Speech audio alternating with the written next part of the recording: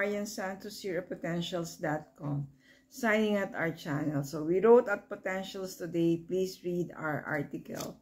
So ang didakin natin today is remember hope. Ang Bible verse natin is from Mark 5 verse 34. Your faith has made you well. Your suffering is over. So it's the gospel today is about the bleeding woman for 12 years, and tinatch lang niya yung clock ni Jesus, she was healed.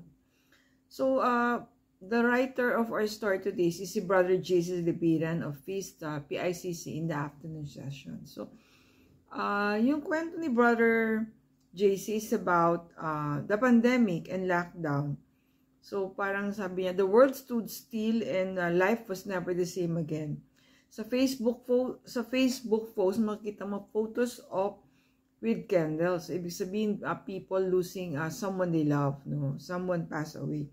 So, si Brother JC, sabi niya, yung family niya caught the virus at the height of the pandemic. But, sabi niya, thank God, they survived and live to tell others about God's, the ultimate healer and deliverer. So, friend tayo rin during the pandemic.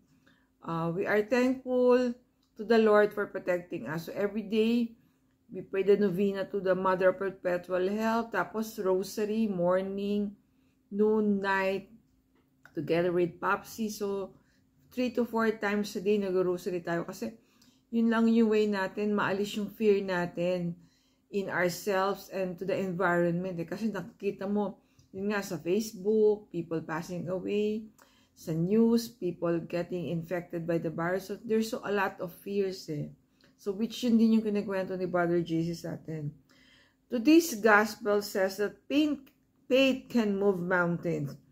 Whatever you're in, trust with the grace and goodness of God. If you are alive today, then this is indeed a blessing. Siyempre, agree tayo dyan. He will heal you, restore you, and deliver you. So, ano ba yung reflection natin today? What are you concerned about today? Acknowledge it before God and entrust everything to Him. Yan yung best experience mo during the pandemic talaga. So, trust the Lord and always pray for His protection and His deliverance nga daw po. Dear Lord, I offer to you all my pain and sufferings. I receive your peace today. Amen, amen. Stay safe, everyone. God bless you all. Thank you for watching. See you in our next video.